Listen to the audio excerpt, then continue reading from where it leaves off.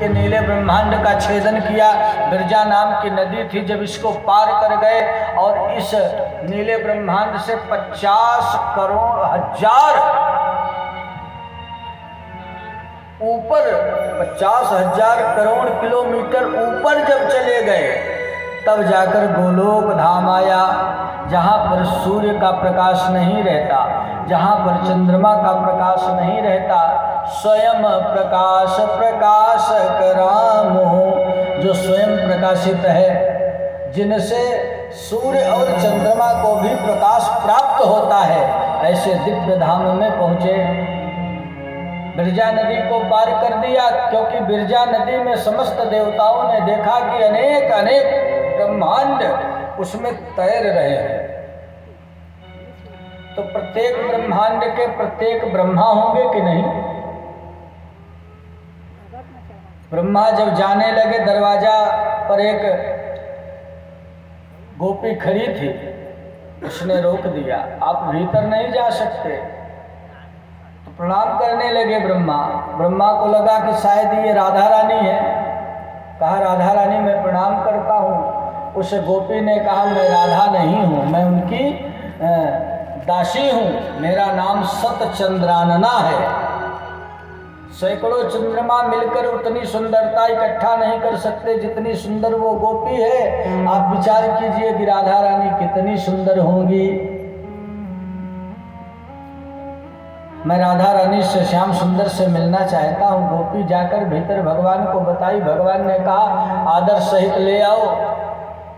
सब आदर सहित जब भगवान श्याम सुंदर के समीप पहुँचे, क्या देखते हैं, एक दिव्य भव्य मंडप बना हुआ है, दिव्य सिंहासन लगा हुआ है, मणियों से मंडित है, सुंदर झालरें लटक रही हैं। एक दिव्य सिंहासन पर रास रासेश्वरी राधा रानी के सहित भगवान श्याम सुंदर विराजित हैं। जैसे राधा वैसे माधव, और जैसे माधव वैसे राधा।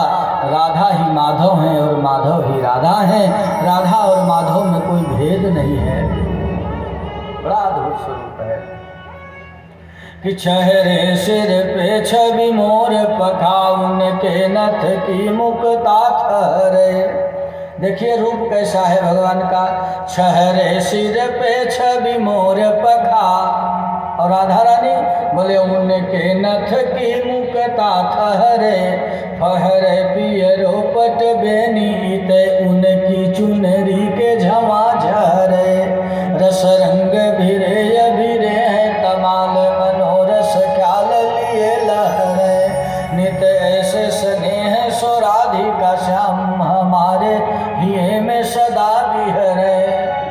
नित ऐसे स्नेह सो राधिका श्याम हमारे हिये में सदा बिहरे।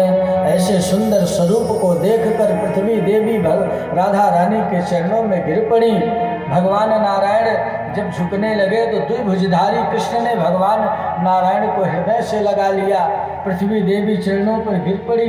भगवान कृष्ण ने कहा, देवी क्यों रो रही हो, क्यों आई हो मेरे पास?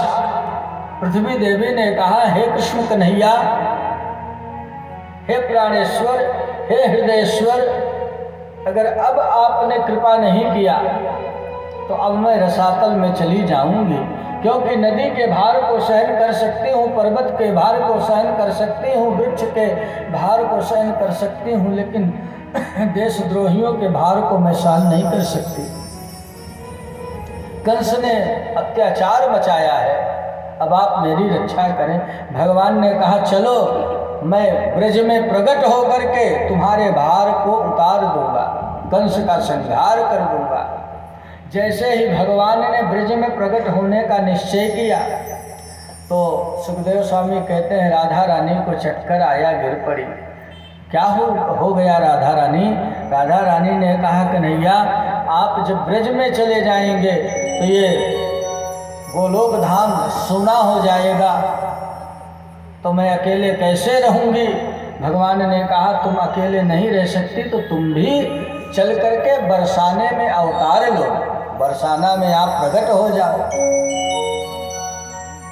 तो राधा रानी ने कहा, जहाँ पर नंदगांव नहीं है, जहाँ पर कदम्ब नहीं है, जहाँ पर जमुना जी नहीं है, बंसी बट नहीं है, जमुना तट नहीं है, गिरिराज गोवर्धन नहीं है,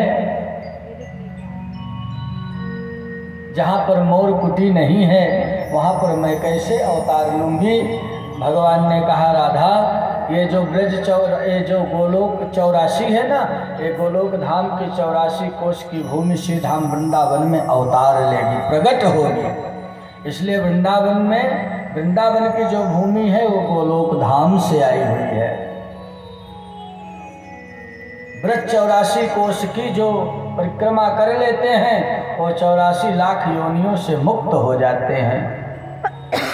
ब्रज 84 कोष की यात्रा। मनीष जी, आप लोग अगर चलोगे तो इस बार भी यात्रा बना रहे हैं, पिछले वर्ष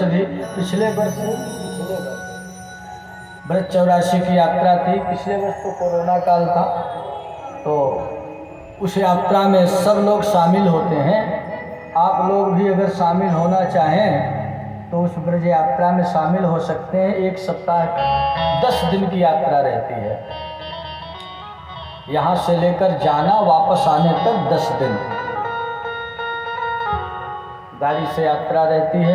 बीच में उतार दिया जाता है, आप खूब आनंद लो, भ्रमण करो, घूमो कुंज गलियों में, और भोजन प्रसादी की पूरी व्यवस्था रहती है। बहुत छोटी सी सेवा है, आप लोगों को बताया जाएगा जब भी यात्रा। बताया क्या, अप्रैल में यात्रा भी है और अप्रैल में कथा भी है। श्री धाम वृंदावन में सामूहिक कथा है। आप लोग उस कथा में यदि चाहें तो यजमान बन सकते हैं, परीक्षित बन सकते हैं, दोनों पति पत्नी चल करके उस कथा को सुन सकते हैं, अथवा अपने नाम से पोथी का पूजन करा करके पाठ करवा सकते हैं। आपको 7 दिन का समय है, 7 दिन के लिए चलिए। आपके पास 5 दिन का समय है, आप 5 दिन के लिए पधारिए, आपका स्वागत है।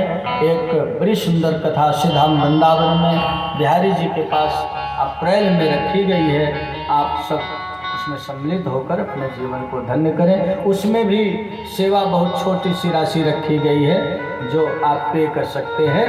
आप पूर्ण जी बैठे हुए हैं, अगर किसी के मन में विचार हो तो आप पूर्ण जी से संपर्क करके उनसे यात्रा की तिथि और यात्रा कैसे